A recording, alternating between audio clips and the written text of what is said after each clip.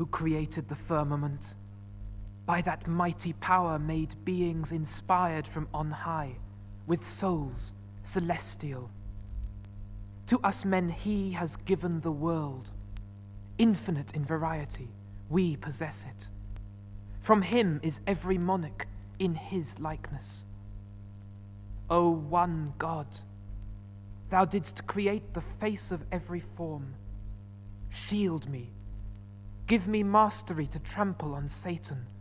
Give me the longing of lovers, lasting even unto death, lightening of sins I must bear thither with me. By shedding tears of blood, we praise King Tamar, whose praises I, not ill-chosen, have told forth. For ink, I have used a lake of jet, and for pen, a pliant crystal. Whoever hears, a jagged spear will pierce his heart. Now want I tongue, heart, and skill for utterance. Grant me strength, and if I have aid from thee, I shall have understanding. So may we succor Tadiel. Tenderly indeed should we cherish his memory, and that of the 3 star-like heroes wont to serve one another. Come, sit ye down, ye who have been born under the same fate. Let us shed a never-drying tear for Tadiel's sake. I sat me down, I, Rustaveli, indited a poem, my heart pierced with a lance. Hitherto the tale has been told as a tale. Now it is a pearl, measured. Minstrelsy is, first of all, a branch of wisdom, divinely intelligible to the godlike, very wholesome to them. It is pleasant, too, if the listener be a worthy man. In few words he utters a long discourse. Herein lies the excellence of poetry. The poet must not spend his toil in vain. One should seem to him worth be devoted to one, his art, for her. He must set forth, he must wish for naught else alone, must his tongue be. I speak, divine in its kind. It is difficult to discourse thereon, ill to tell forth with tongues. It is heavenly, upraising the soul on pinions.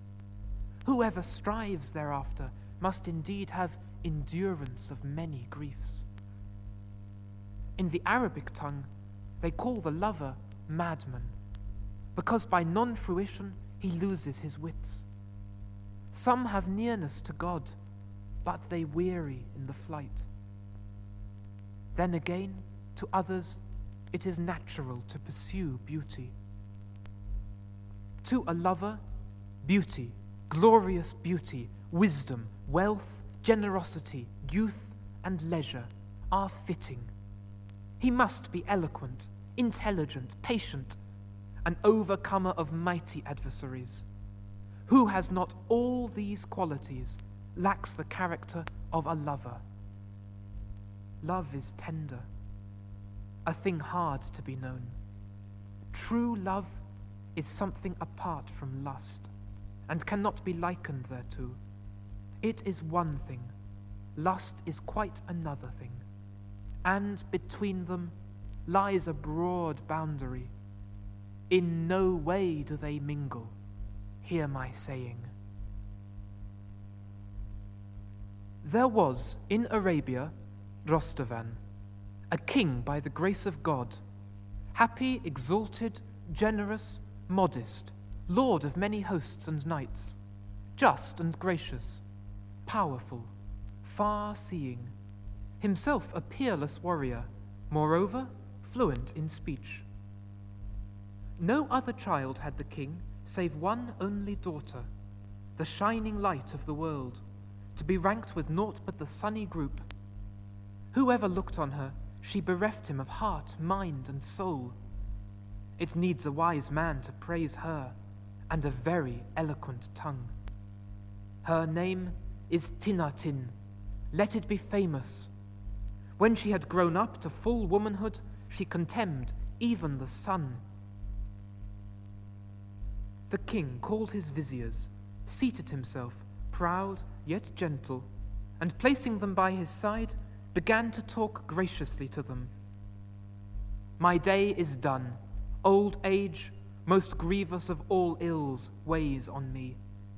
If not today, then tomorrow I die. This is the way of the world. What light is that on which darkness attends?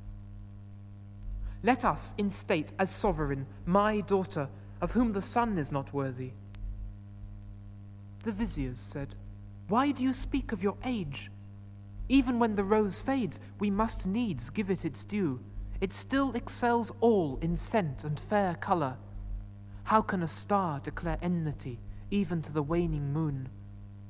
Though indeed she be a woman, still as sovereign she is begotten of God. She knows how to rule. We say not this to flatter you. We ourselves in your absence often say so. Her deeds, like her radiance, are revealed bright as sunshine.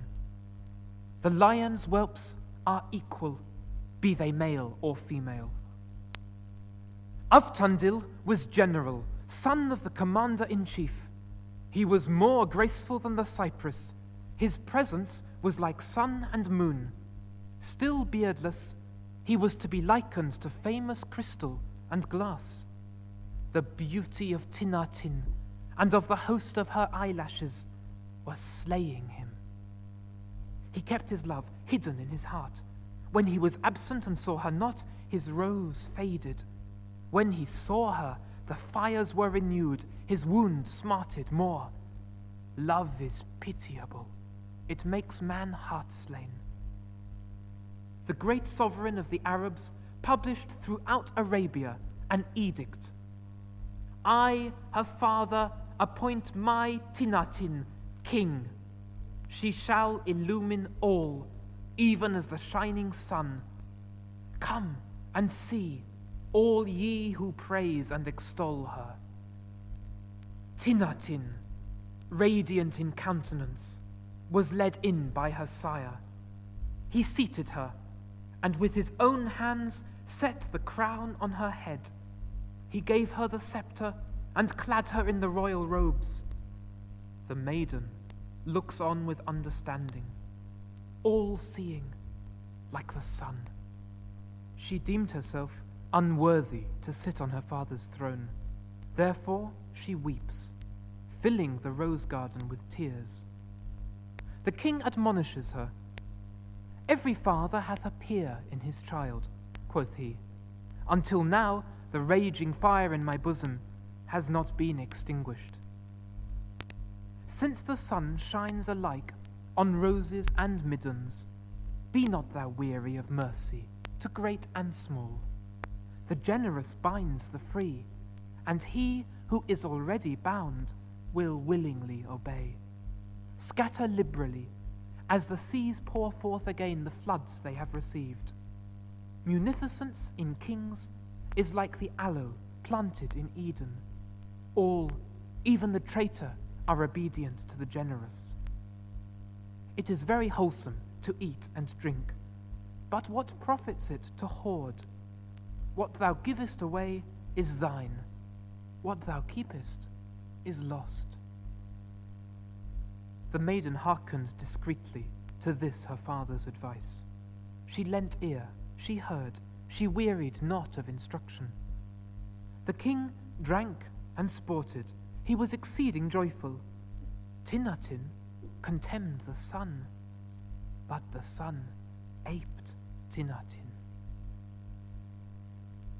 She sent for her faithful trusty tutor and said, Bring hither all my treasures sealed by thee, all the wealth belonging to me as king's daughter. He brought it. She gave without measure, without count, untiringly. One day passed. There was a banquet, food and drink, a feast of fruit. A great gathering of warriors sat there to make merry. The king hung his head, and his brow was furrowed with sadness. They began to discuss this, one with another. What weighs upon him, and why grieves he? Sograt and the graceful Avtandil arose, each filled his wine-cup, and with meek mien drew nigh. Then cast themselves on their knees before the king. The vizier sportively spoke thus, with eloquent words. You look sad, O king. There is no longer a smile on your face. Thou art right, for lo, your daughter, with lavish hand has given away all your rich and costly treasure. Make her not king at all, why bring grief on thyself? That afflicts me not, O vizier. This it is that troubles me. Old age draws nigh. I have spent the days of youth, and nowhere in our dominions is there a man who hath learned from me the knightly arts. It is true I have a daughter, tenderly nurtured, but God has given me no son. I suffer in this fleeting life. There is none to be compared with me in archery or at the game of ball. It is true that Avtandil resembles me somewhat, thanks to my teaching. Earth under your feet, am an archer before you. Let us lay a wager. Let your armies attend. Who is like me in the lists, said you. Vain indeed is denial. That is decided by the ball and the field. The king commanded the 12 slaves, Come, accompany us. Bring us the swift bows, prepare the arrows, compare what is struck, and keep count of the shots. Game began to come in from every corner of the plain. Herds of game, innumerable, flocked in. Stags, goats, wild asses, high-leaping chamois. Lord and vassal pursued them. What sight could be fairer? Behold the bow, the arrow, and the untiring arm. Together ye have slain in all 100 score, but Avtandil killed more by a score. He missed not even one at which he aimed his bow, but of yours we cleaned up many which left blots on the earth. There they both sat to cool themselves at the foot of the trees. The soldiers assembled and stood round them, countless as chaff. Near them were the 12 slaves, bravest of the brave. As they sported, they gazed at the stream and the edge of the glens. They saw a certain stranger knight. He sat weeping on the bank of the stream. He held his black horse by the rein. He looked like a lion and a hero. His bridle, armor, and saddle were thickly bedight with pearls. The rose of his cheek was frozen in tears that welled up from his woe-stricken heart. His form was clad in a long coat, over which was thrown a panther's skin. His head, too, was covered with a cap of panther's skin. In his hand he held a whip thicker than a man's arm. They looked and liked to look at that wondrous sight. A slave went forth to speak to the knight of the woe-stricken heart, who, weeping with downcast head, seems not a spectacle for jesting. From a channel of jet rains a crystal shower. When the slave approached, he could by no means bring himself to speak a word. The slave was much perturbed. He dared not address him. A long time he gazed in wonder, till his heart was strengthened. Then he said, "The king commands thee." Since he answered not, the slave went back and said to Rustan, "I have told him what you said, but he will not listen. Mine eyes were dazzled as by the sun. My heart was sorely troubled. I could not make him hear a word, though I have tarried there so long." The king wondered. He was wroth. He was vexed in heart against him. He sent the 12 slaves standing before him.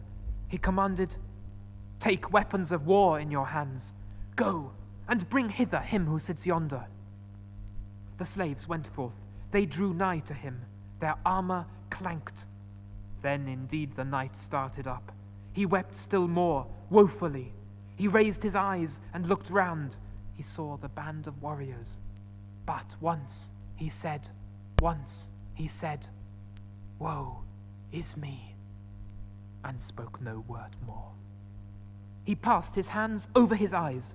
He wiped away the hot tears. He made fast his saber and quiver, and braced his strong arms. He mounted his horse. Why should he heed the words of slaves? He wended his way elsewhither, and healed not their troubles. The slaves stretched forth their hands to seize that knight. He fell upon them. Alas, even their enemies would have pitied them. He beat one against another. He slew them without raising his hand. Some with his whip he smote, cleaving them down to the breast. Wrathful was the king, and annoyed. He shouted to the slaves. The youth looked not back, nor heeded his pursuers, till they were upon him. As many as overtook him, he made to look like dead men. He threw down man on man. Rustan lamented thereat. The king and Avtandil mounted to follow the youth. Proud and haughty, his form swayed to and fro. His steed was like Mirani. The sun shone brightly on the field. He perceived that the king pursued him. When he saw that the king was come, he struck his horse with his whip. In that very moment he was lost. Our eyes see him not. He seemed to have sunk into an abyss, or flown to heaven. They sought, but could find no trace of his course. His footprints they sought, and marveled to find no trace. Thus, leaving no vestige, the man passed away like a Devi. The soldiers mourned for their dead. They hastened to bind up the wounded. The king said, "I have seen cause for loss of joy." Avtandil sat alone in his chamber, clad only in an undergarment. He was singing and making merry. Before him stood a harp. To him came Tinatin's black slave and said, "She of the aloe form, the moon-faced one, sends for thee."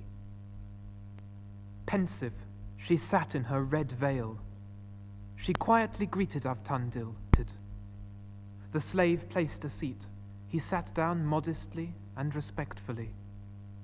Face to face, he gazed on her, full of great joy.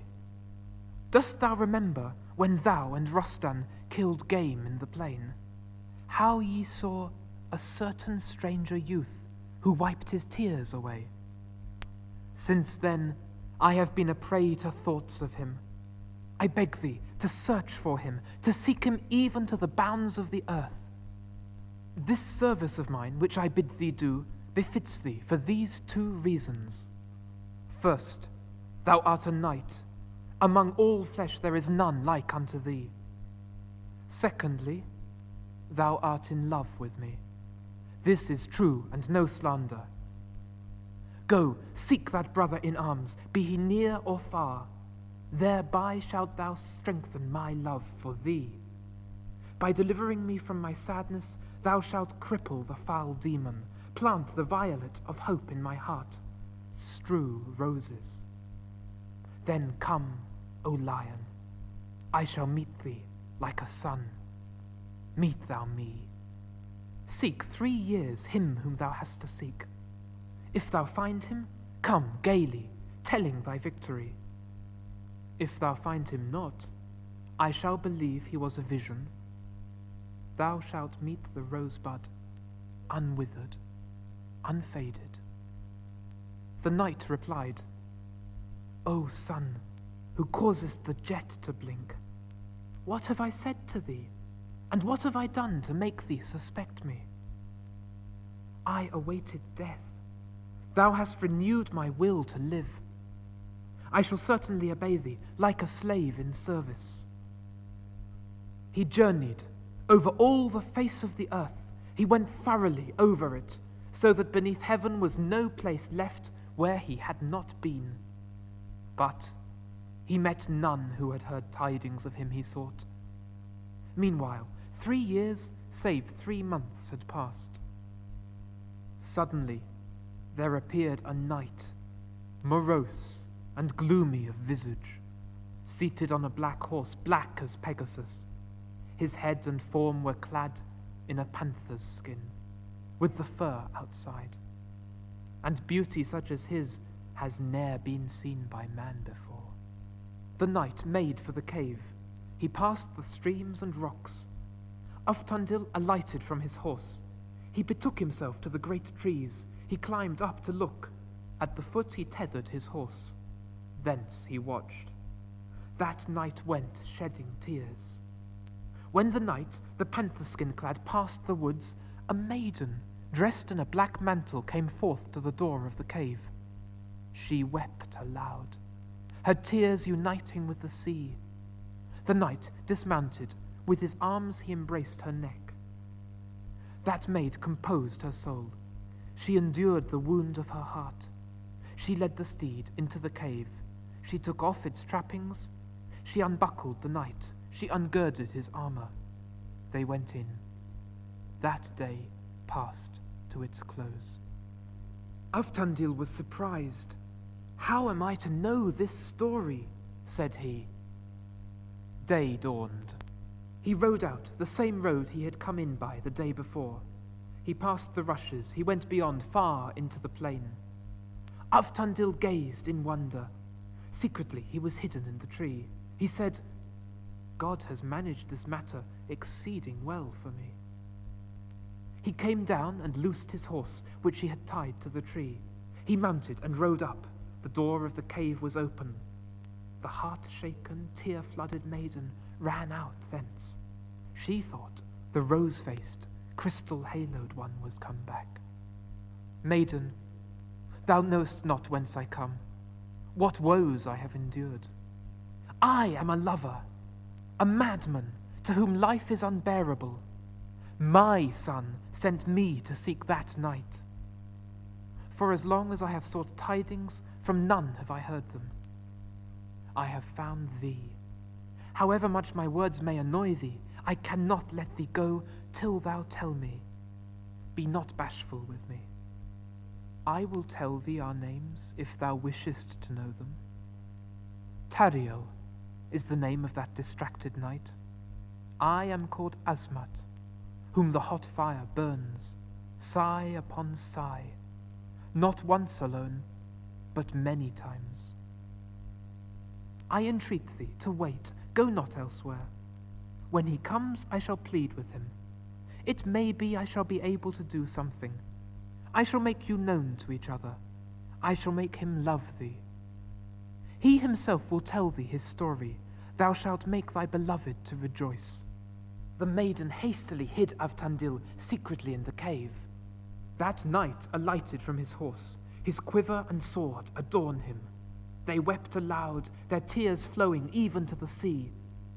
Uftandil gazed from the window, himself hidden from view. The maiden's tears sprang forth 100-fold, 10,000-fold more. She said, "Thou hast fared over the whole face of the earth. How couldst thou not find one man in whom to take pleasure, and who could be with thee without making thee mad, though it would not lessen thy grief? If thou diest, and she perishes, what does this profit thee?" He said, "O sister, this is like thy heart, but for this wound there is no balm upon earth. Who can find such a man as hath not yet come into the world? My joy is death, the severance of flesh and soul." The maid again spoke. "I have harassed thee with overmuch advice, but if I could find a man who would come to thee of his own free will, who would stay near thee, who would rejoice thee by his acquaintance, wilt thou swear not to kill him, nor do him any hurt?" The maid rose and went to bring that knight. "He is not angry," quoth she, to encourage him. She took him by the hand and led him forth like the full moon. When Tariel saw him, he thought him like the sun. They kissed each other. They were not bashful at being strangers. Tariel's rose was only covered with a light frost, not frozen. He said to Avtandil, "Haste, tell me thy secret. Who art thou? Whence art thou come? Where is thy home? As for me, death has forgotten me. Even by it am I abandoned." Avtandil gave answer. Beautiful are his words. "O lion and hero Tariel, thou who behavest gently, I am an Arabian, from the courts of Arabia. I am consumed by love, unquenchable fire burns me. This day has made me forget her who darkened my heart. Thus, though a jacinth is better, still 1,000 times more do I desire glass. I shall stay near thee till death. More than this I desire not." Tariel said to the knight, "Whatever man takes to himself, a brother, aye, or a sister, must have no care of death and trouble for their sake. How should God save the one if he cause not the other to perish? Listen, and I shall tell thee whatever befall me. Of India's 7 kings, Farsadan possessed 6 kingdoms. He was sovereign, generous, rich, bold, ruler over kings, in form a lion, in face a sun, a conqueror in battle, a leader of squadrons. My father sat on the 7th throne, king, terror of adversaries. Saradin was his name. Not underhanded in the destruction of enemies, none dared offend him, either openly or secretly. He hunted and made merry, careless of fate. He hated solitude. It created hosts of cares in his heart. He said to himself, "By conquest I have taken from foes the vicinage of the marches. I have chased them forth everywhere. I am seated in power. I have pomp and might." He said, "I will go and enjoy the favor of King Farsadan." Farsadan, on hearing those tidings, made great jubilation. He sent a message, "I, ruler of the lands, give thanks to God, because thou, a king like me enthroned in India, hast done this. Now, come, I shall honor thee like a brother and a parent." The king and the sun-like queen had no child. For this they were sad.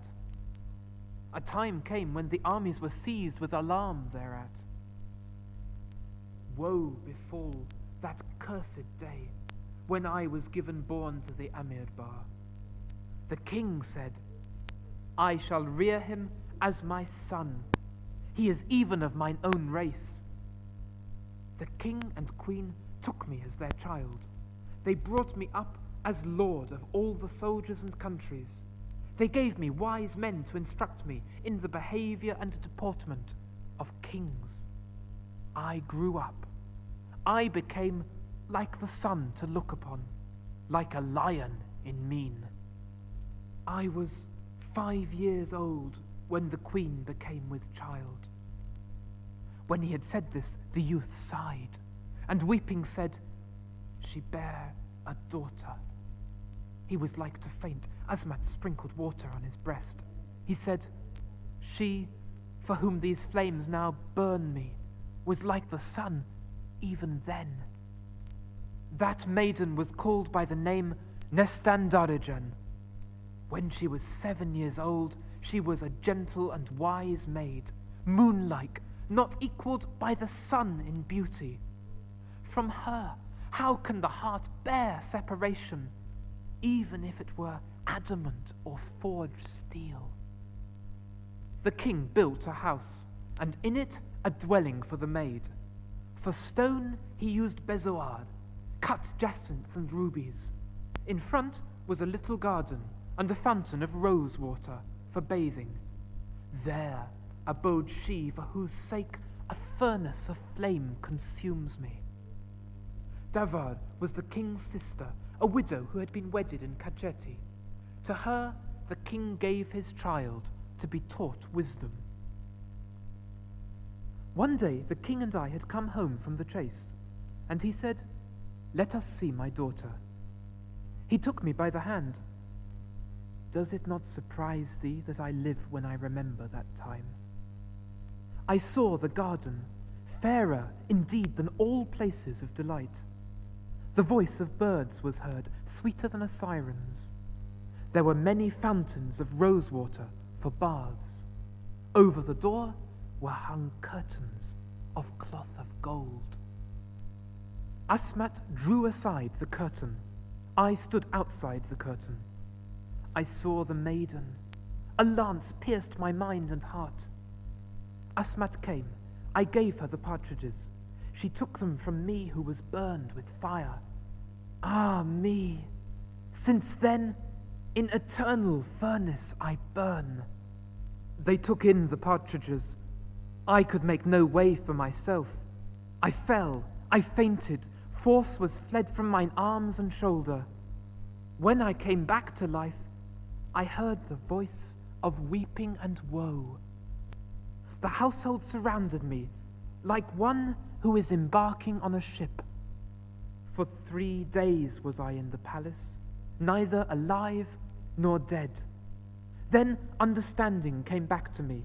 I remembered what had befallen me. I said, "Alas, in what a plight am I, despairing of life." I prayed the Creator for patience. I ventured to make a discourse of entreaty. Then I began to pay the joys and debts of the world. I strove, but could not keep myself from melancholy. I thought on her. The fire burned into a larger flame in my heart. I took my comrades with me. I sat down. They called me an aloe tree. I drank and feasted to hide my misery and grief. I saw the letter. It was from her for whom fire consumes my heart. The sunbeam wrote, "O lion, let not thy wound appear. I am thine. Die not, but I hate vain fainting. Now Asmat tells thee all that is spoken by me. Pitiful fainting and dying, what love dost thou think this? It is better to exhibit to the beloved deeds of heroism. All dwellers in Khataveti are our tributaries. Now their ill will towards us cannot be borne by us. I was desirous to wed thee even before, but hitherto I have not found opportunity to speak.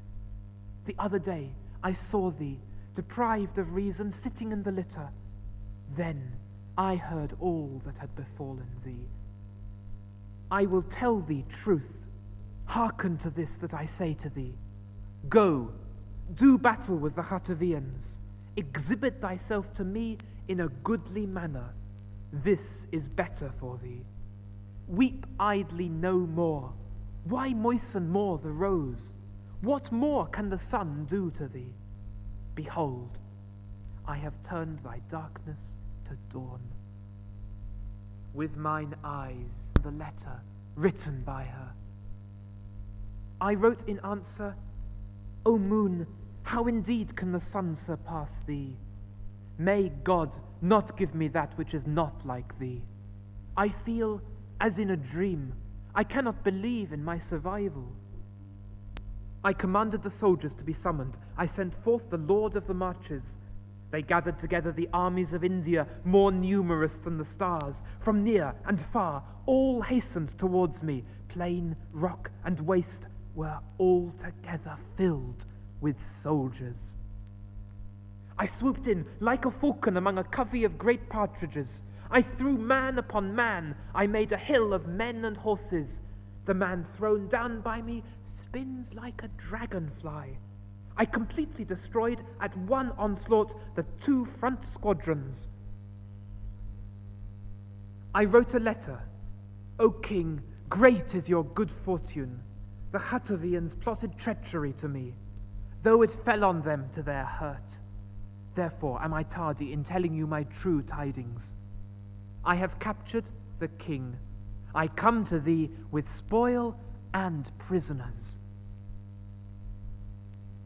Early in the morning they summoned me to the palace, when day was yet at the dawn. They said to me, God has brought old age upon us, so that we are exhausted. The time of age approaches us, youth has passed from us. We have no son, but we have a daughter, whose rays fail us not. We care not for the lack of a son, we are reconciled to that. We began to take counsel on the matter. I tried to keep my heart firm, though it was weakened. I said to myself, I shall say nothing, and can do nothing to hinder this. The king said, there is Khwarazm-Shah, king of the Khwarazmians. If he would give us his child for ours, there is none like him. It was clear that they had settled it beforehand. How could I dare to dispute, since they themselves desired it? I added assent. The day of the overthrow of my soul was fixed. Excessive melancholy approached my heart, as if to strike it with a knife. But when Asmat's slave entered, I sat, proud and strong. He gave me a letter. In it was written, she who is like an aloe tree in form commands thee to come hither soon, without putting off time. The light falling upon the curtain was not light. Her golden face was carelessly covered by the veil I had given her. The peerless one, apparelled in that same green garment, was seated in a reclining position on the couch. A shower of tears fell on her face, flashing with radiance. She crouched like a panther on the edge of a rock, her face flashing fury. No longer was she like the sun, the moon, an aloe tree planted in Eden. Asmat seated me far off. My heart was struck as by a lance. Then she sat erect, with frowning brows, angry, enraged. Knowest thou not of the bringing of Khwarazm-Shah to wed me? Thou wert sitting as counsellor. Thy consent to this was given. Thou hast broken thine oath to me, the firmness and bindingness thereof. Would to God I might bring thy cunning to naught. I tell thee thus, whosoever shall rule India, I have the rule also, whether they go trackless or by the road. It may not be thus. Now thou hast fallen into error. Thine opinions are like thee, even so untrue. While I live, by God, thou shalt no more dwell in India. If thou seekest to tarry, the soul shall be parted from thy body. None other shalt thou find like me, even though thou stretch thy hand unto heaven. Then I ventured to say, if I, O son, have broken my vow to thee, may God now forthwith show his anger by hurling a thunderbolt from heaven upon me. Who save thee has for me a face like a sun, a form like a tree? The sovereign summoned me to court. They held a solemn council. Beforehand they had appointed that youth as thy husband. Even if I had opposed it, I could not prevent it. I should have been a fool for my pains. I said to myself, agree with them for the nonce. It is better for thee to fortify thy heart. She said to me, the prudent should never hasten. He will contrive whatever is best.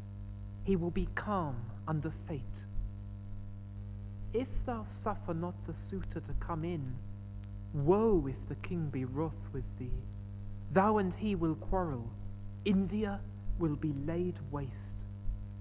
On the other hand, if thou allow the bridegroom to come in, he wed me, it so fall out, we shall be sundered, each from other. Our gay garb will be turned to mourning. They will be happy and glorious. Our sufferings will be magnified 100-fold. This shall not be said. that the Persians hold sway in our court. A woman should act in a womanly way, as befits her sex. I cannot have thee shed much blood. I cannot become a wall of division.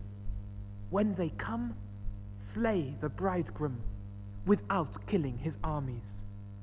To do true justice makes even a dry tree green.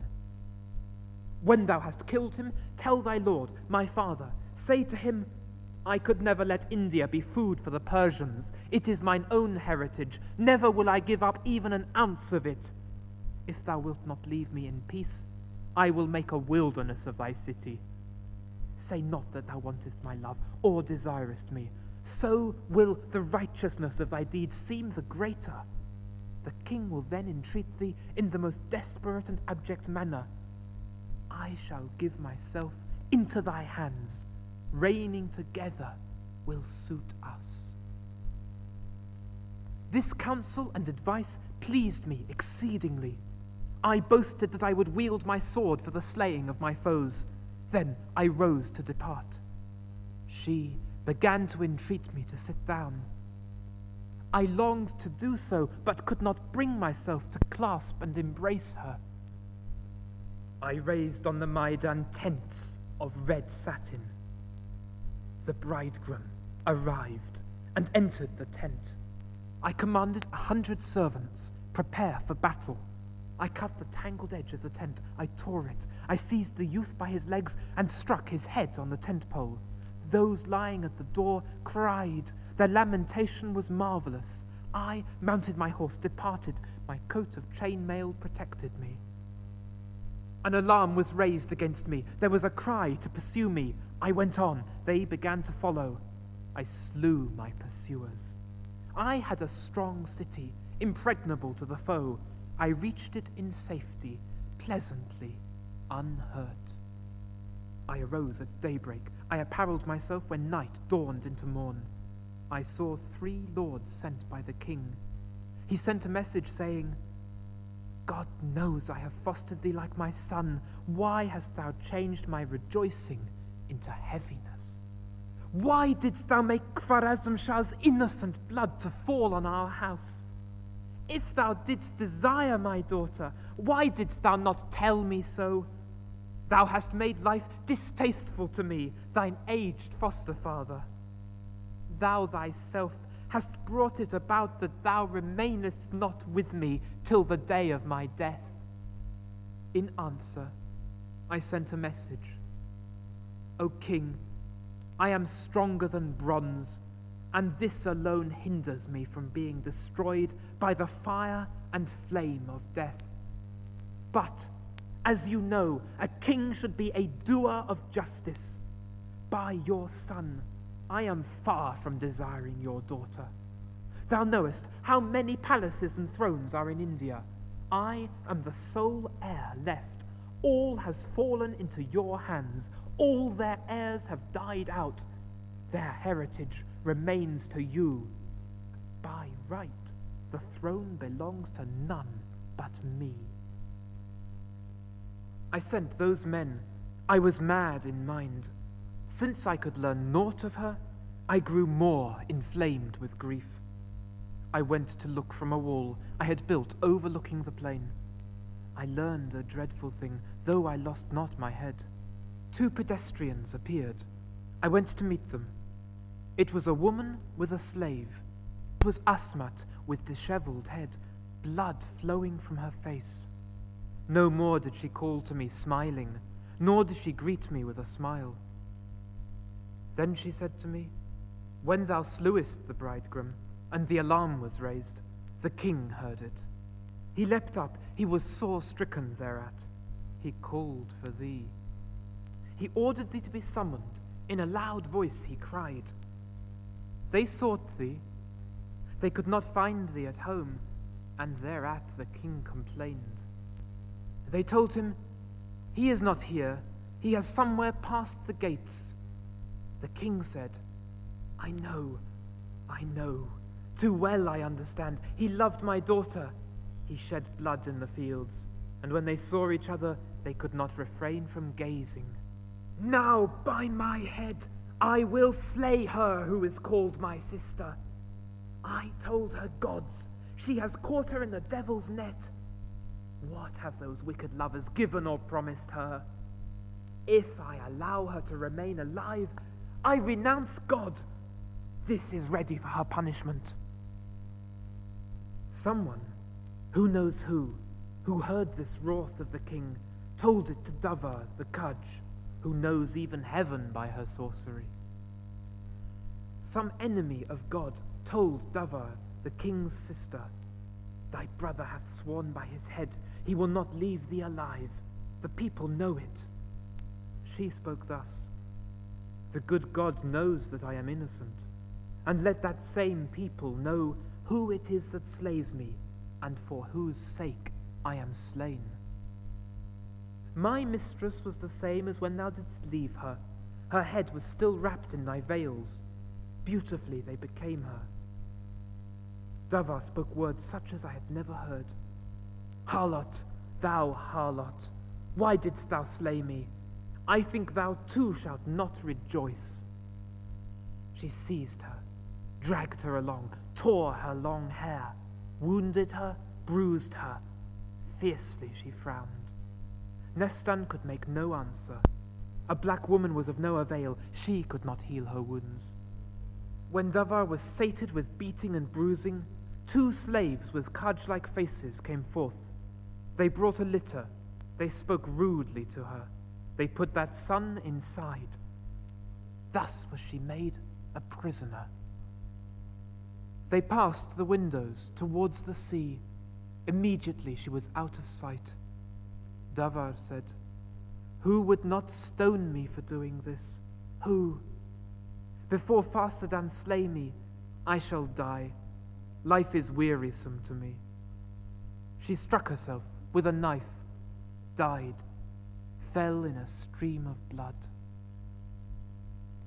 Excessive horror maddened me. Fever and trembling came upon me. I said to myself, die not. To lie idle in the grave is of no avail. Better is it to roam forth to seek her, to run and wander in the fields. Behold, the time for thee who wishest to go with me. Thus I spent a year, 12 months, which were to me like 20, but I found no man even in a dream who had seen her. All those who were attendant upon me were dead and perished. I said, I cannot defy God. What he wills, even that will I do. I landed by night. I came ashore where gardens were seen. It seemed as if there were a city. We came near. On one side, the rocks were hollowed out. The sight of men gave me no pleasure. Brands were imprinted on my heart. I dismounted to rest at a spot where there were lofty trees. I heard a shout. I looked round. A knight cried out haughtily. He was galloping along the seashore. He was hurt by a wound.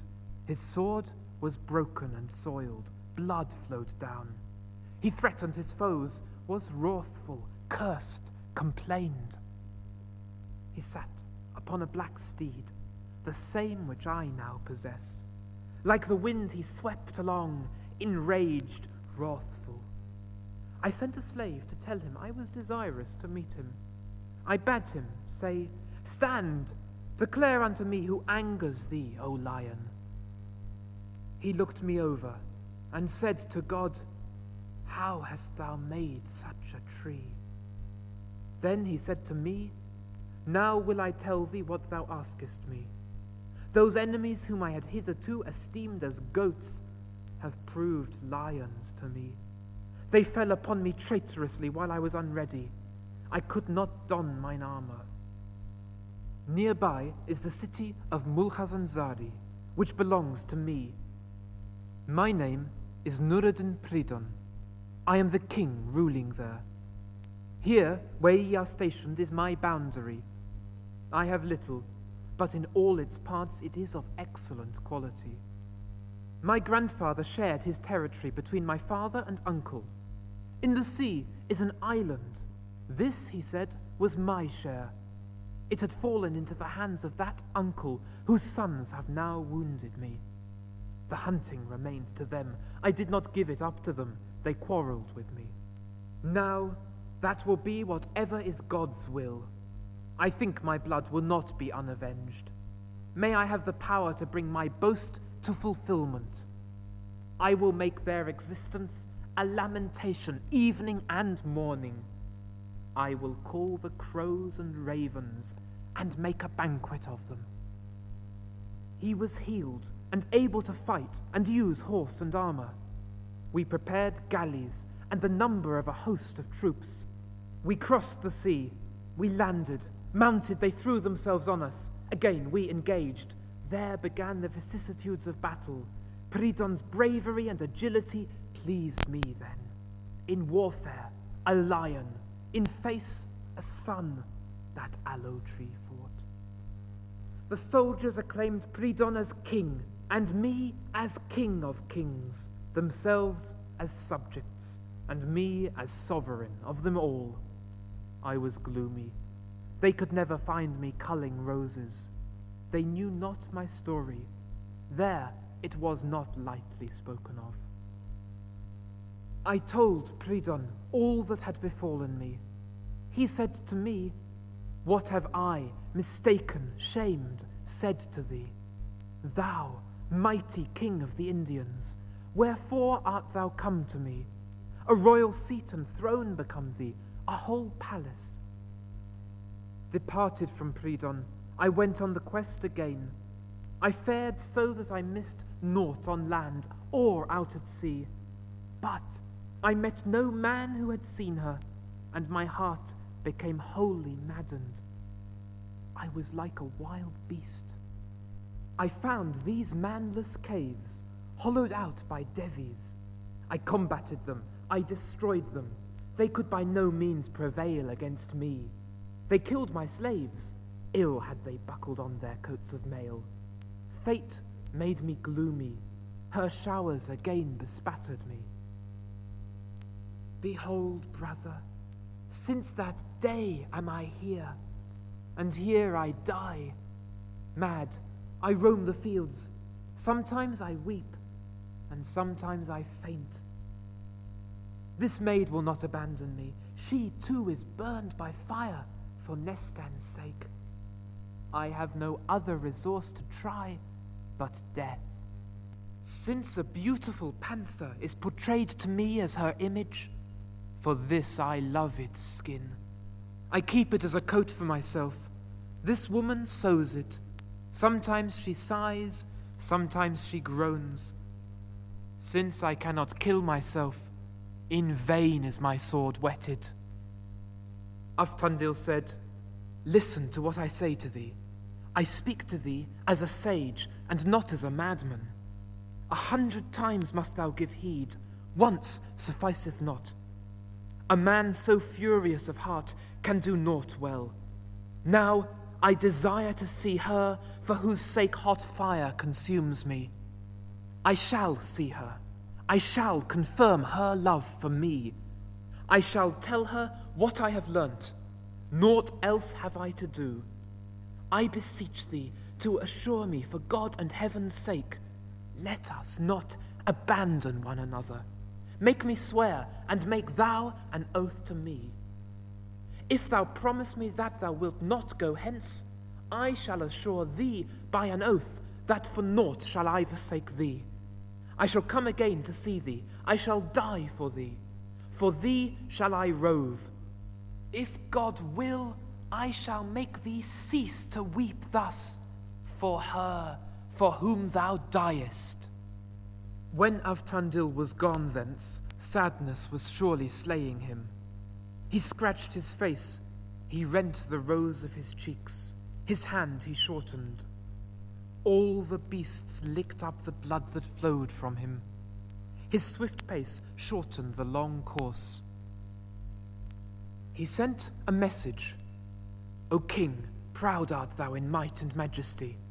I venture to tell thee this thing with fear, respect, and precaution. I esteemed myself worthless in that I had learned naught of that night. Now I know, and will tell thee all. I come in joy and safety. Tinatin rejoiced at the hearing of this news. That day she was merry at the drinking, and eating was not wearisome to her. That son met in his bedchamber a slave with a courteous word. She ordered him to come to her. Tongue cannot tell how pleased he was. He recounted all his misfortunes and sorrows by the road during the quest. Then he told her how God had thought him worthy to find what he desired. World, life, man, seems to him as to a beast. Alone he roams mad with the brutes. He weeps in the field. When the maiden heard this story, she had attained the fulfillment of the will. Her moon-like face shone as 'twere with radiance at the full. She said, "What answer can I make to give comfort to him and pleasure? And what is the balm for the healing of his wound?" The knight replied, "Who has confidence in a rash man? He for my sake sacrifices himself to be burned, he who must not be burned. I have appointed the time of my return. I have promised him to sacrifice myself for him. I swear it by my son, whom I contemplate as a son. A friend should spare himself no trouble for his friend's sake. He should give heart for heart, love as a road and a bridge. Then again, the grief of his beloved should be a great grief to a lover. Lo, without him, joy is naught to me, and myself I hold of none account." The sun-like one said, "All my heart's desire is fulfilled. First, thou art come in safety, having found that which was lost. Then the love implanted by me in thee has grown. I have found balm for my heart, hitherto burned. Thou dost well not to break the oath thou didst swear. It is necessary to fulfill strong love for a friend, to seek for his cure, to know the unknown. But tell me, what shall I, luckless, do if the sun of my heaven be hidden?" The knight replied, "I have heard your discourse. I have understood what you command. The rose reveals the thorn. Why should I prick myself therewith? But, O sun, become altogether a sun for me, and let me carry with me some hopeful token of life." He says, "Rustum did not grant me leave. He hearkened not even to a word from me. He knows not wherein one's being lies, and how one's life is in another. Without Tariel, in truth, I live not, neither abroad nor at home. What unrighteous deed has God ever forgiven to anyone? 3 are the ways of showing friendship by a friend. First, the wish for nearness, impatience of distance. Then, giving and not grudging, unweariedness and liberality. And attention and aid, roaming in the fields to help him. I am such an one as will not gather cucumbers in this world as an old man, one to whom death for a friend seems a sport and a play. I have left my son, she grants me leave. Why should I linger? Then, if I can bear to go from mine own home, whose can I not bear to leave?" He sat down to write the will, thus piteously inditing, "O king, I have stolen away in quest of him I must seek. I cannot remain sundered from him, the kindler of my fires. Forgive me, and be merciful to me, like as God. I know that in the end thou wilt not blame this my resolve. A wise man cannot abandon his beloved friend. I venture to remind thee of the teaching of a certain discourse made by Plato.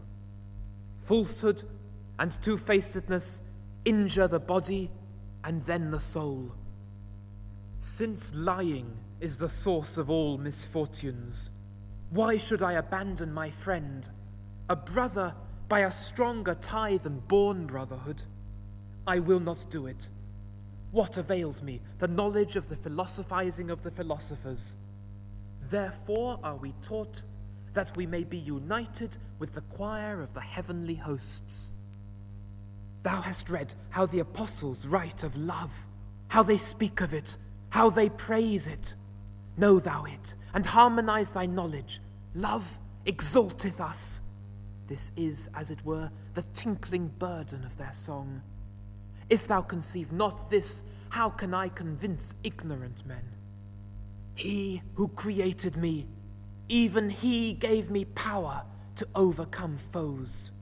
He who is the invisible might, the aid of every earthly being, who fixes the bounds of the finite, sits, immortal God as God. He can in one moment change 100 into one, and 1 into 100. What God wills not, will not become fact. The violet fades, the rose withers, if they cannot gaze on the sunbeams. Every lovely thing is desirable for the eye to gaze on. How can I endure the lack of him, or how can life please me? However angry thou art, forgive me that I have not kept your command. Enthralled, I had no power to fulfill it. No, to go was the remedy for the flaming of my furnaces.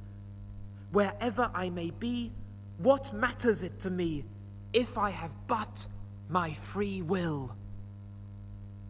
Sadness avails thee not, nor useless flow of tears. The deed which is inevitably decreed above cannot be avoided. It is a law with men that they should struggle and suffer woes, and no creature of flesh hath power to thwart providence. Whatever God has predestined to come to pass upon me, let it be fulfilled. And when I return, my heart will no longer remain ashes. May I see you also joyful in majesty and manifold wealth. What I can do for him is my glory, and this is sufficient booty. O King, this is my decision. Slay me if anyone can disapprove. O King, can it be that my going grieves thee? I cannot be false. I cannot do a cowardly deed. He would shame me when we meet face to face in that eternity whereto we both shall come. Mindfulness of a friend ne'er doeth us harm. I despise the man who is shameless, false, and treacherous. I cannot be false. I cannot do it for a mighty king. What is worse than a hesitant, tardy-going man? What is worse than a man in the fight with a frowning face, shirking, affrighted and thinking of death? In what is a cowardly man better than a woman weaving a web? It is better to get glory than all goods. A narrow road cannot keep back death, nor a rocky one. By him all are levelled, weak and strong-hearted. In the end, the earth unites in one place, youth and grey beard. Better a glorious death than shameful life. And now I fear, O King, to make this request to you. Mistaken is he who expects not death momentarily. It which unites us all comes alike by day and by night. If I see thee not living, life will be fleeting for me. If fate, the destroyer of all, destroy me, an orphan I shall die travelling, unmourned by parent, nor will those who brought me up, nor the friend whom I trust, enshroud me. Then, indeed, will your merciful tender heart have pity on me. I have countless possessions, weighed by none. Give the treasure to the poor, free the slaves, enrich every orphan without means. They will be grateful to me, remember me, bless me. I shall be thought of. My testament is ended, written by mine own hand. Behold, mine upbringer, I have parted from thee. I am gone away with maddened heart. Let not the sovereigns be grieved for my sake. Be ye not clad in gloom, but be ye in your sovereignty, feared by foes. Now will I begin the story of that night's departure. He goes away and weeps with boiling heart. It cannot be said that his tears diminished. Every moment he turned back. He prayed that he might find his son-like one in sun-like beauty. He gazed, he could not detach his eyes. If he tore them away, he lost consciousness. The knight, weeping, besprinkled with tears, set himself to search. He seeks, he calls, he cries aloud, watching by night as by day. For 3 days he traversed many a glen, reedy thicket, forest and field. He could not find him. Sad he went, unable to learn any tidings. Weeping and pale, the knight went his way and spoke. He mounted a certain hill. The plain appeared in sunshine and shadow. He saw a black horse standing with the reins on his neck on the edge of the rushes. He said, "Undoubtedly, it is he. Of that there can be no doubt." When he saw Tariel, he was indeed grieved. Tariel sat with drawn face, in a state near unto death. His collar was rent, his head was all torn. He could no longer feel he had stepped forth from the world. On one side lay a slain lion and a blood-smeared sword. On the other, a panther, stricken down a lifeless corpse.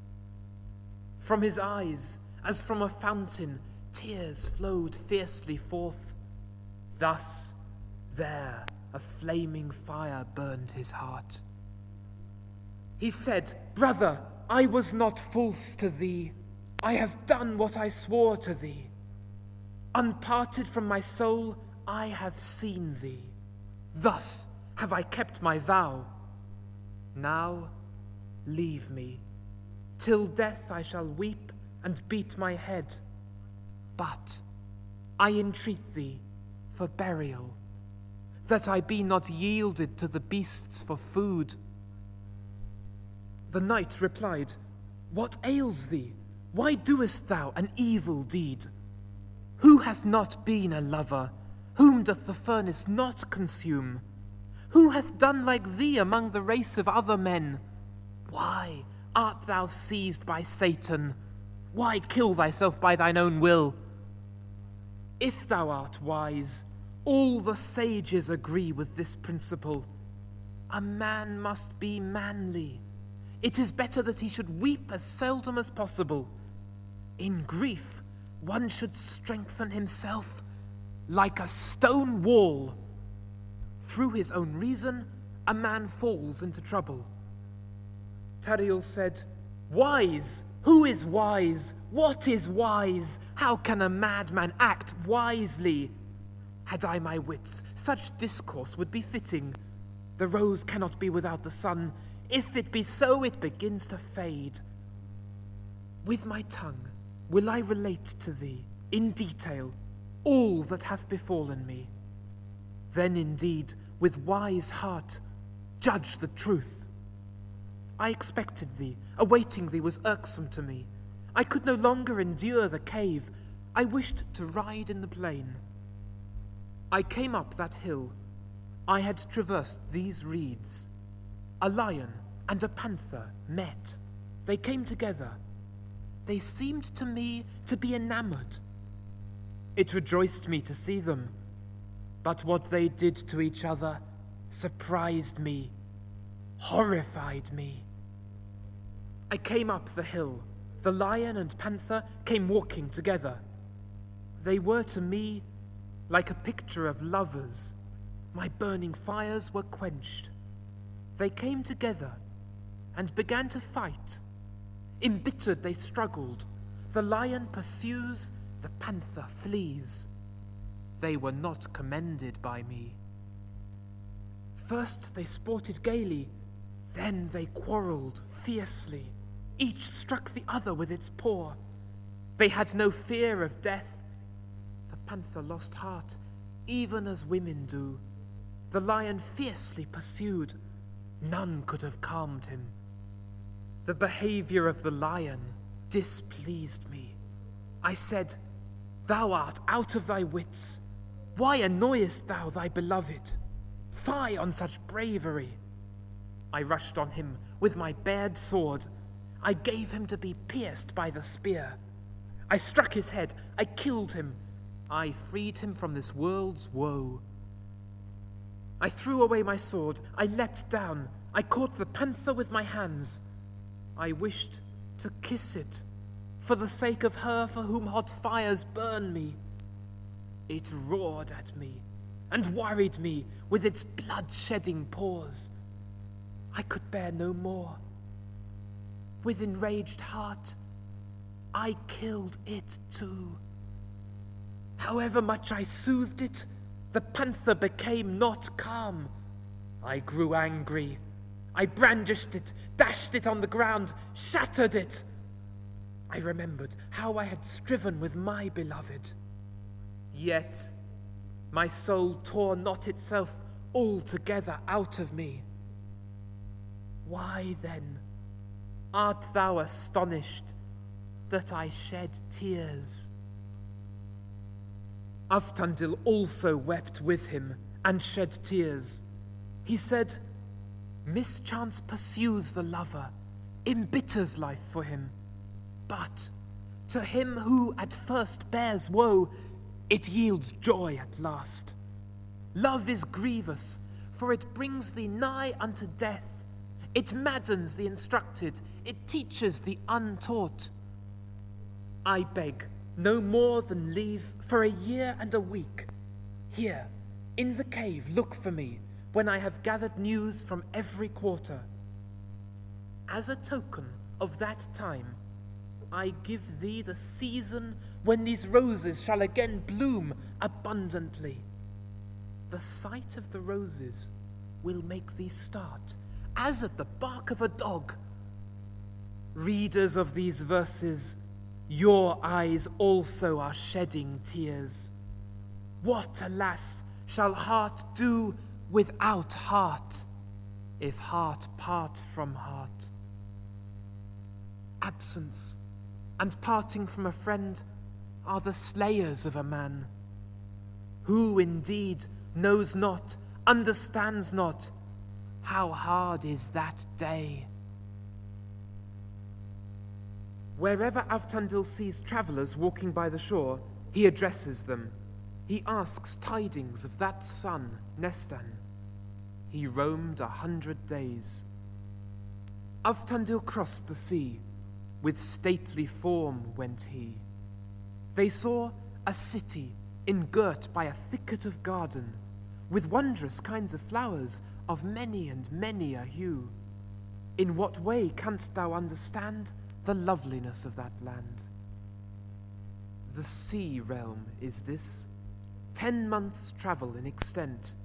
This is the city of Gulanshara, full of much loveliness. Hither everything fair cometh by ships sailing from sea to sea. Melik Suravi rules, perfect in good fortune and wealth. Fatman, grand merchant Usan's wife, met him in front of the door. Joyful, she saluted him. She showed her pleasure. They greeted each other. They went in and seated themselves. His coming annoyed not Dame Fatman. Dame Fatman was attractive to the eye, not young, but brisk, of a good figure, dark in complexion, plump-faced, not wizened, a lover of minstrels and singers, a wine drinker. She had abundance of elegant gowns and headdresses. The knight was clad as a merchant. He was by no means dressed in his proper raiment. Sometimes Fatman calls on him, sometimes he visits Fatman. They sat together, they conversed with refined discourse. Absence from him was death to Fatman, as Ramin's was to Viz. Desire of Avtandil went into the heart of Dame Fatman. Love grew from more to more. It burned her like fire. She essayed to conceal it, but could not hide her woes. She said, "What am I to do? What will avail me?" She reigned. She poured forth tears. She wrote a piteous letter to be presented to that youth concerning her love, revealing her sufferings, moving and shaking the listener's heart. A letter to be kept, not to be idly torn up. Dame Fatman wrote and sent the letter to the knight. The knight read it as if it were from a sister or kinswoman. He said, "She knows not my heart. Who is she who courts the lover of her whose I am? The beloved I have, how can I compare her beauty to this one's?"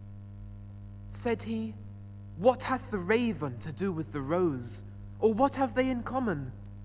But upon it the nightingale has not yet sweetly sung. Every unfitting deed is brief, and then it is fruitless. What says she? What nonsense she talks! What a letter she has written!" This kind of thought he thought in his heart. Then said he to himself, "Save thee I have no helper. For the sake of that for which I am a wanderer, since I wish to seek her, I will do everything by which I can find her. What else should my heart heed? This woman sits here seeing many men, a keeper of open house, and a friend to travellers coming hither from all parts. I will consent. She will tell me all, however much the fire burns me with its flames. Perchance she will be of some use to me. I shall know how to pay my debt to her. When a woman loves anyone, becomes intimate with him, and gives him her heart, shame and dishonor she weighs not, being wholly accursed. Whatever she knows, she declares, she tells, every secret. It is better for me, I will consent. Perchance I shall somewhere find out the hidden thing." Fatman said, "I will tell thee all, from the beginning. Prepare to listen. In this city it is a rule that on New Year's Day no merchant trades, none sets out on a journey. We all straightway begin to deck and beautify ourselves. The sovereigns make a great court banquet. Merry, I entertained the merchants' wives pleasantly in a sisterly way. While drinking, without any cause, a distaste came upon me. When they perceived me thus, they separated, all that sat at meat. I was left alone. Some sadness fell on my heart like soot. I opened the window and turned my face to the sea. I looked out. I shook off the sadness growing within me. Far away, I saw something small. It floated in the sea. Methought a bird or beast. To what else could I liken it? From afar, I could not recognize it. When it came near, it was a boat. 2 men clad in black, and black also a visage. On either side stood close. Only a head appeared. They came ashore. That strange sight astonished me. Secretly, I watched them. I was quiet indoors. What they landed from the boat in a chest, they took off the lid, was a maiden of wondrous form who stepped forth. On her head was a black veil. Beneath, she was clad in green. It would suffice the sun to be like her in beauty. I called 4 slaves who waited upon me. I pointed. See what beauty the Indians hold captive. Steal down, go forth quietly, not racing hastily. If they will sell her to you, give them the price, whatever they may be wanting. I stood at the window. When I saw they would not sell her, I cried, Slay them! They seized them and cut off their heads. They threw them out into the sea. They turned back. They guarded the maiden. I went down to meet her. I took her. She had not tarried long on the seashore. She said to me thou art a mother, better than a mother. Of what profit can my story be to thee? It is but the tale of a chatterer. A lone wanderer am I, overtaken by an unhappy fate. If thou ask me aught, may the might of the all-seeing curse thee. I led her into my home, that sun-faced one, an aloe tree in form. For her I furnished a house. Therein I put her very secretly. I told no human being. I kept her privily, with precaution. I caused a Negro to serve her. I used to enter. I saw her alone. Thus that lovely one tarried long in my house. I could not trust my husband. I feared he would inform. I said to myself, if I tell him, I know the rascal will betray my secret at court. Thus, I thought, at my frequent goings in and comings out. Alone, I went to my husband. I frolicked and fondled him. Then I said to him, I will tell thee something, but first, swear to me thou wilt tell no human being. Give me a binding oath. He swore a fearful oath. May I beat my head on the rocks. Why should I lengthen speech? He brake his oath, the power of religion. He told of the finding of the maid, portrayed by gazers as a son. This pleased the king greatly. It gave gaiety to his heart. He ordered her conveyance to court, and the fulfillment of Usen's utterance. She said to me, Sister, marvel not, however hard this may be. Luckless fate hath ever been a doer of ill upon me. If some good had befallen me, thou mightest have wondered. What marvel is evil? All kinds of woe are not new to me. Old are they. Her eyes poured forth frequent tears like pearls. She rose as fearless as if she were a panther or a hero. Joy no longer seemed joy, nor did woe seem woe to her. She begged me to cover her form and face with a veil. I went into the treasure house. I took out gems and pearls on which no price was set. As much as I could, every single separate one was worth a city. I went back. I girded them round the waist of her for whose sake my black heart was dying. I said, O my dear one, perchance this sort of thing may somewhere be of use to thee. I gave that face the sun's peer into the hands of the slaves. The king was warned. He met her. The kettle drum was beaten. There was hubbub. She went forward with bent head, calm, saying naught. The king said, God grant my son come home victorious. I will have for his homecoming this son ready for him. He commanded 9 eunuchs to stand guard at the door. She called the eunuchs and said, Hearken, come to reason. You are deceived, mistaken as to my royalty. Your lord is in error in desiring me for a daughter-in-law. In vain, alas, sounds he for me the trumpet, the kettle-drum, and clarion. I am not suited to be your queen, else whither leads my path? God keep man far from me, be he sun-faced, cypress-formed. You beg of me something different. My business is of another kind. With you my life beseems me not. Without fail I shall slay myself. I shall strike a knife into my heart. Your lord will kill you. You will have no time of tarrying in the world. This then is better. I will give you the weighty treasure wherewith my waist is girded. Let me steal away, let me go free, lest you regret. Gold never gives joy to them that love it. Till the day of death, greed makes them gnash their teeth. Gold comes in, and gold goes out. They murmur at the course of the planets when it is lacking. Moreover, it binds the soul here, in this world, and hinders it from soaring up. When the eunuchs had ended the matter as she wished, one took off his garment and gave it to her. They passed through other doors, because the great hall was full of drunken men. The moon remained full, unswallowed by the serpent. The slaves, too, disappeared. They stole forth with her. The maid knocked at my door and asked for me, Fatman. I went. I knew her. I embraced her. Was I not surprised? She would not come in with me at all, saying, "Why dost thou invite me?"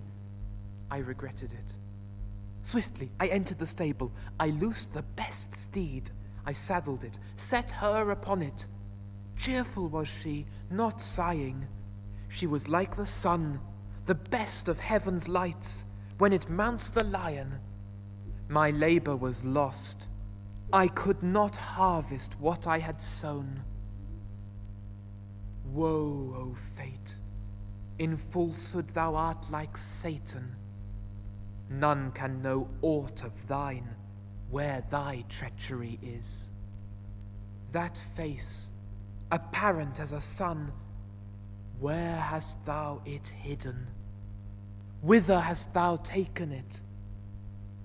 Therefore, I see that in the end all seems vain, wherever anything may be. From somewhere there came a wandering slave with 3 companions, the slave clad as a slave, the others in coarse travelling garb. They brought food and drink which they had bought in the city for a drachma. They drank, they ate, they chattered, thus they sat merry. The slave said, "I am the slave of the exalted king, the ruler of the Kajis. One very dark night, we were wandering over the plains. There appeared to us certain great lights in the midst of the field. We said, 'Is it the sun strayed down from heaven to earth?' Perplexed, we gave our minds to torturing thought. Some said, 'It is the dawn.' Others said, 'It is the moon.' We, drawn up in fighting array, moved towards it. I saw it from very near. We made a wide circuit round it. We came and surrounded it. A certain sun-faced rider appeared before our eyes. She told us naught. She shed a stream of hot tears. How pitiable is the full moon swallowed by the serpent. We returned. We made for Kajeti, leading her with us. We shall wed her to Rozan. This is the decree of the queen of the Kajis, Duladucht. She has set her in the castle. The city of the Kajis has hitherto been unassailable by foes. Their name is called Kaji because they are banded together, men skilled in sorcery, exceeding cunning in the art. Harmers of all men, themselves unable to be harmed by any. They that go out to join battle with them come back blinded and shamed. For this reason, all those that dwell round about call them Kajis, though they, too, are men fleshly like us. Aftandil thanked her. Thou hast extinguished my hot flames. The tidings just told me have pleased me greatly. That damsel thou hadst, to seek that same damsel, that substitute for the sun, I have gone over the whole world. I have seen him who roves for her sake, where he, pale lion, lies wasting himself, his heart and strength. Come, Fatman, and aid me. Let us try to be of use to him. Let us help them. Perchance those stars shall receive joy. All men who shall know it, all will begin to praise us. Surely, again will it befall the lovers to meet. Fatman gave the letter to that cunning sorcerer. Give this letter to the sun-like maiden. The wizard donned a certain green mantle over his form. In that very moment, he was lost to view. He flew over the roofs. He went like an arrow shot by a swift-bowed archer. When he reached Kajeti, it was just dusk twilight. Invisible, he passed the multitude of knights guarding the gates. He gave to that sun the greeting of her who longed for her. Now will Nestandarajan, sobbing, weeping, write to her beloved. By the tear of that one who burns him is a man's fire quenched. She wrote a letter piercing the heart of the hearers. She splits the rose. There appears the translucent crystal. O mine own, this letter is the work of my hands. For pen I have my form, a pen steeped in gall. For paper I glue thy heart even to my heart. O heart, black heart, thou art bound. Loose not thyself now, be bound. Thou seest, O mine own, of what deeds the world is a doer. However much light shines, for me it is but darkness. The wise know the world, therefore they despise it. To them it is contemptible. My life without thee, woe is me. How exceeding hard it is. By thy son, until now I thought not thou wert alive. As for me, methought my life and all my resource had passed away. Now, when I hear news of thee, I magnify the Creator and humble myself before God. All mine erstwhile grief I weigh as joy.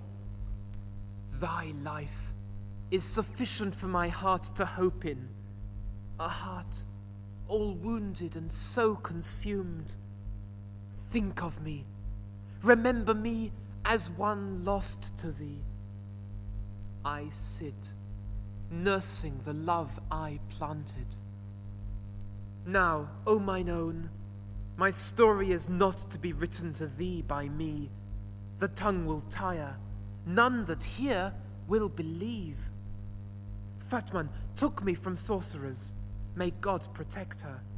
Now again fate hath done what befits it.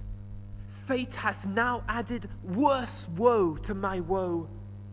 My ill luck was not appeased by these manifold afflictions, and again it delivered me into the hands of the Kajis, hard to combat. Fate hath done to us, mine own, all that hath befallen us. I am sitting in a castle so lofty that eyes can scarce see the ground. The road enters by a passage. Over it stand guards. Day and night, knights miss not their turn as sentries.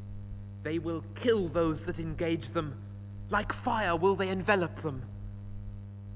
By thy sun, thy moon will fall to the lot of none save thee. By thy sun, to none shall she fall, though triple suns shone forth.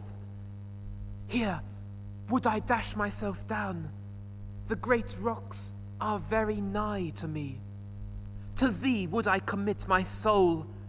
Perchance wings would be given to me by heaven.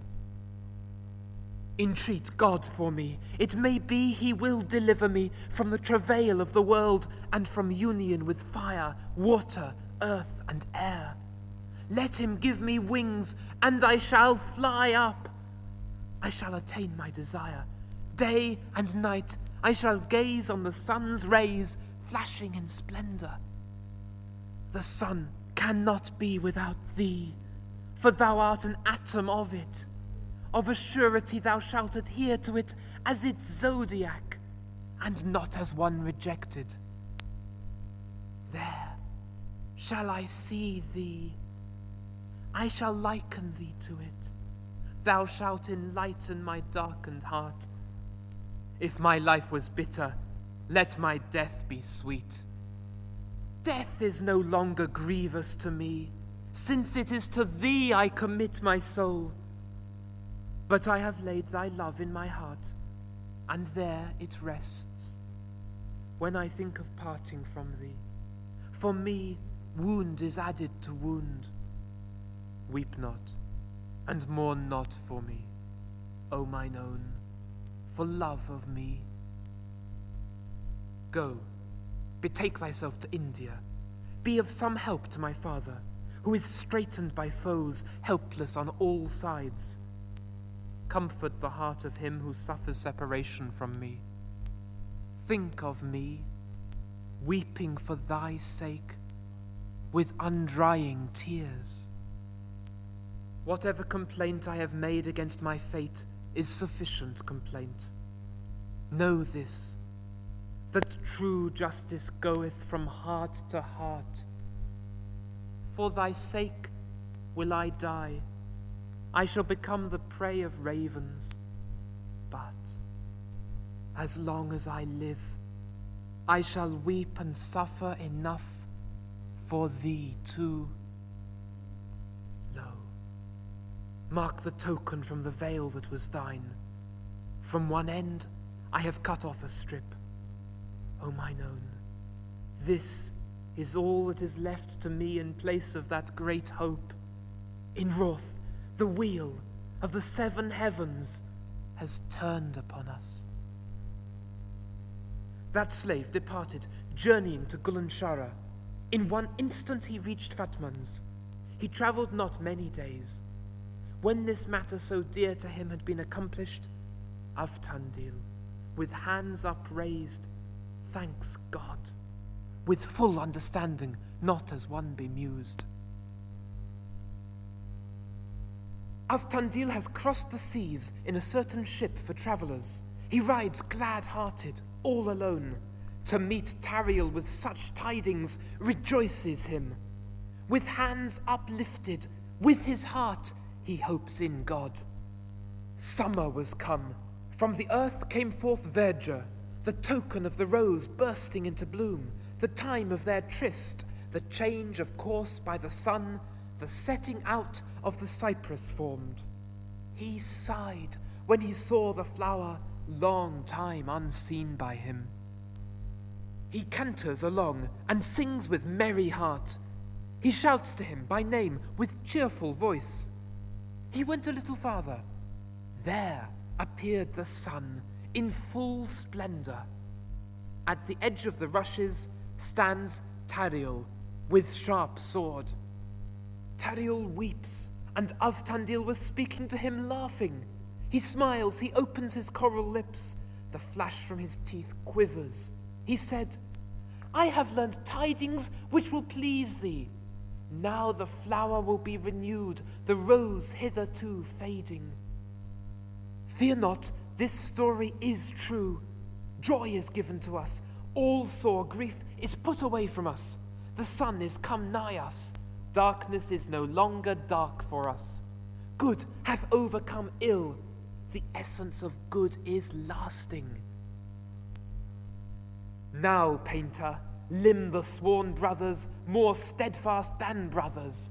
These lovers of stars, excelled by none, both heroic knights renowned in bravery. When they go to Kajeti, you shall see a battle of piercing lances. All three sworn brothers crossed the sea. Pridon knows the way. Going day and night they travel. Pridon said, Now are we coming nigh the regions of Kajeti. Henceforth we must travel by night, so that we be not discovered. I saw those heroes, shining, with rays excelling the sun. Those three are covered by the 7 planets with a column of light. Tariel with slender form, sits on the black horse. They consumed their foes in fight, as their admirers by gazing. Now, this is what I shall say is their image and likeness. When clouds rain down and the stream pours from the mountains, it comes and glides through the glens. Turmoil and uproar is heard. But when it unites with the sea, then is it even so calm. Though Pridon and Avtandil are unrivaled in valor, yet to engage with Taria is to be desired of none.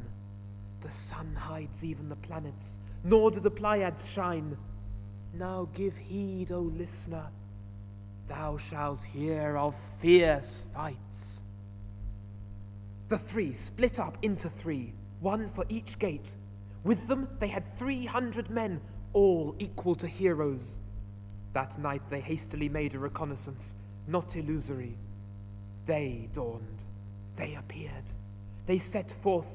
They each had his shield. First, they went quietly in the guise of some travelers. Those inside could not perceive. They could not meet them alertly. They had no fear in their hearts. Quietly, they stood at ease. They approached. For the time being, they covered over their helmets. Suddenly, they spurred their horses, their whips swished. When they saw they opened the gates, a tumult came forth from the city. The three set out in 3 different directions, thus risking their lives. They played on fifes and drums. They made the trumpets sound shrill. Then the measureless wrath of God struck Kajeti. Kronos, looking down in anger, removed the sweetness of the sun. To them also in wrath turned round the wheel and circle of heaven. The fields could not contain the corpses.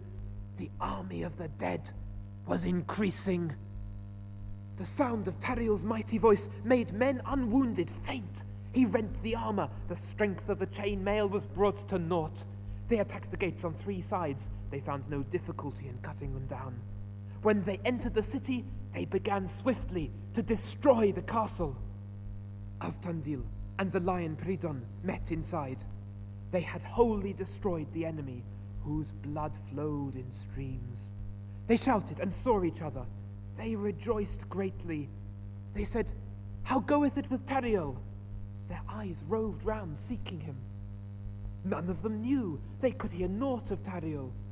They wended to the castle gate. No care had they for the foe. There they saw a bank of armor, shattered chips of sword blades. The 10,000 guards, lifeless, like dust. All the castle guard lay like sick men, everyone wounded from head to foot, their armor rent in pieces, the castle gates open, the fragments of the gates flung aside. They recognized Tariel's handwork. They said, "This is his doing." They found the roads prepared. They entered and crept up the passage. They saw the moon was freed from the serpent to meet the sun. He raised his helmet. His reedy hair thrown back became him well. Breast was glued to breast. Neck was riveted to neck. They embraced each other. They kissed and shed tears. They were like when Mushta and Zual are united. When the sun surrounds the rose, they become fair and reflect the rays. They that have hitherto seen griefs will henceforth rejoice. This hidden thing Divnos the sage reveals. God sends good. He creates no evil. He shortens the bad to a moment. He renews the good continuously. His perfect self he makes more perfect. He degrades not himself. What Tariel and his wife had desired fell to their lot. 7 royal thrones, seats of joy, unassailable. This present solace makes them forget their sufferings. A man unacquainted with sorrow cannot find pleasure in joy. Those three sovereigns loved one another. They visited one another. Their desires were fulfilled. They that disputed their rule were put to the sword. They enlarged their kingdoms. They were sovereign. They increased their might. They poured down mercy like snow on all alike. They enriched orphans and widows, and the poor did not beg. They terrified evildoers. The ewes could not suckle the lambs. Within their territories, the goat and the wolf fed together. Their tale is ended like a dream of the night. They are passed away, gone beyond the world. Behold, the treachery of time. To him who thinks it long, even for him, it is of a moment. I, a certain Meschian bard of the borough of Rustaveli, I write this.